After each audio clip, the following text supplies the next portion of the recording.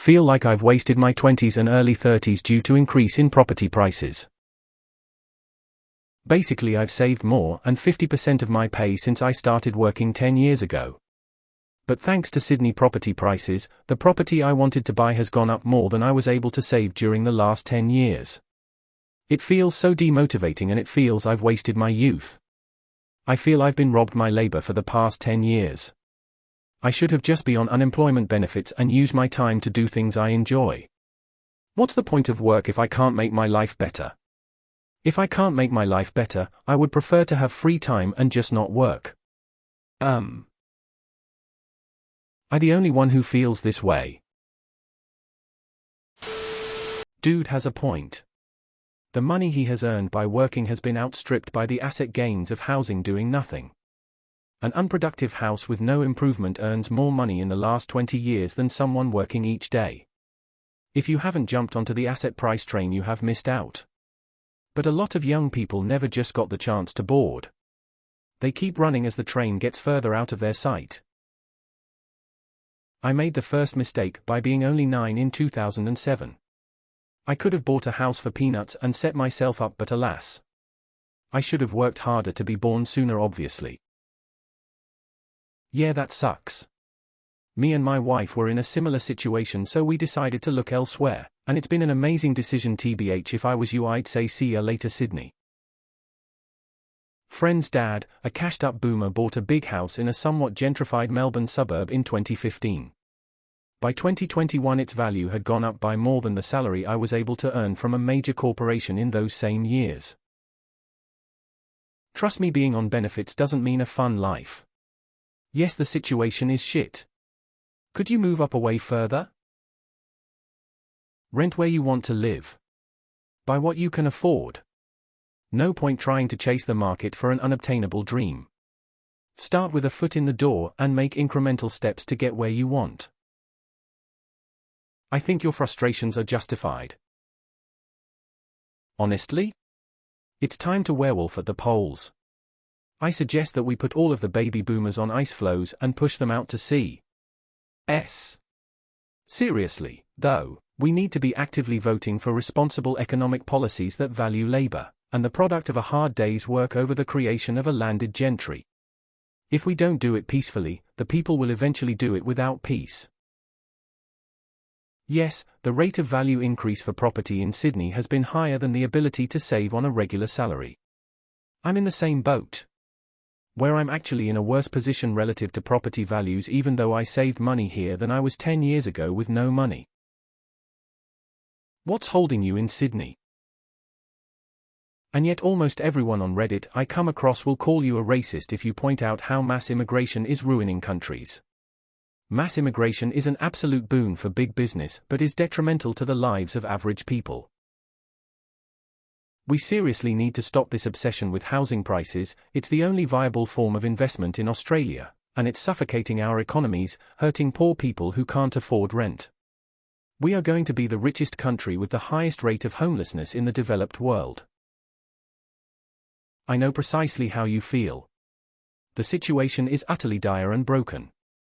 Had I known what I know now, I would have just kept buying and buying and buying when I started working.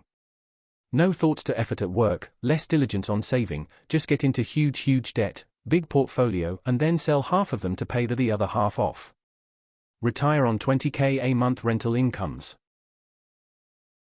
Welcome to Australia, where we import hundreds of thousands of new citizens a year in a desperate attempt to keep kicking the GDP can down the road, completely undermining the working class. Thanks Reaganomics and brainwashed Cold War boomers.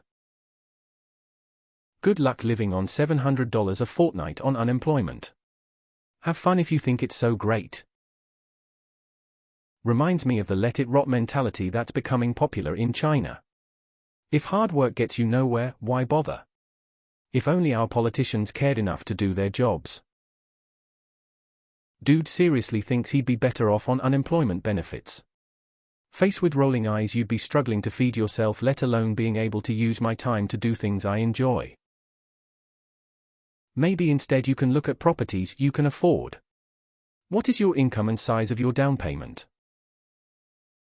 Yep, if you just borrowed way beyond your means and bought property 10 years ago, quit your job and sat on the beach for 10 years, you would be better off now. Sucks balls. 250k deposit. Not even 10 a.m. and the meme posts have started. Get rid of the attitude that your first home needs to be your forever home. Get out of shitney. You are not the only one who feels this way, and you are right to be angry. I feel I've been robbed my labor for the past 10 years. You earn 100k and have 250k sitting in a bank account. How were you robbed exactly? I should have just been on unemployment benefits and use my time to do things I enjoy. Geez man, talk about being hyperbolic. Buy an apartment or an old home in cheap suburb. Can always upgrade later. You need to rethink your mentality that your first home will be your dream home. Unless you were born rich, you are not doing that. Most of us get a shit place first, get our foot on the ladder and then upgrade to a nicer place. I started with an apartment first with my partner in my mid-20s and then bought a house in our late 20s. It's better to be in the market in something smaller and then upgrade later as your salary grows, your savings go up, and your needs change. We're not even in our dream home yet, but plan to upgrade in the next few years.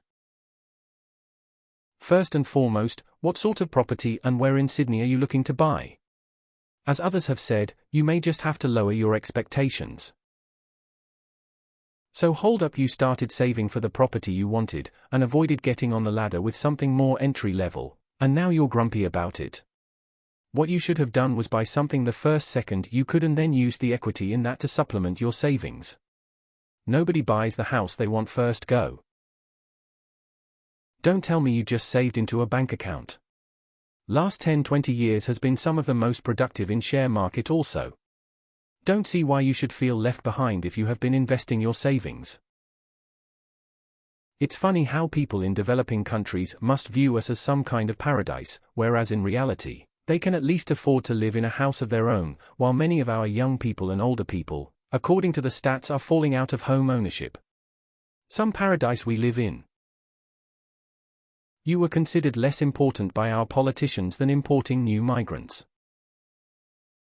As someone who was on Centrelink for years, you're underestimating what Centrelink job agencies makes you go through to get the money. Work is significantly less stressful than feeling like you could be cut off if you apply for 5 jobs instead of 6 foot. Don't expect your first home to be your dream home. Buy something to live in, it's your first home. It's called the property ladder for a reason. You're not entitled to a house in Sydney no matter how hard you work. If you have saved 50 and let's assume you earn a modest wage of $50,000 a year, that's $25,000 saved for 10 years, $250,000 not counting any interest earned. If you're sitting there with $250,000 in cash and saying you've wasted 10 years of labor, I don't think anyone in this sub can help YA. Maybe look further out of Sydney or even NSW, $250,000 can go pretty far in many places. You need to adjust your expectations, you have options. Move, invest elsewhere, buy cheaper. Op first homeowner looking for 1M house LOL. Income and savings. Please tell us so we can laugh. Make some sacrifices on type of property for first home. Upgrade later. Buy what you can afford. $250,000 and you can't buy a townhouse within reasonable driving distance of Sydney. Am I that out of touch? Just rent. We've been brainwashed to think the property Ponzi scheme is the only way. If you still insist on buying, rentvest until you come into inheritance. OP sounds very entitled and like a crybaby. Move and start living. Do you need to be in Sydney?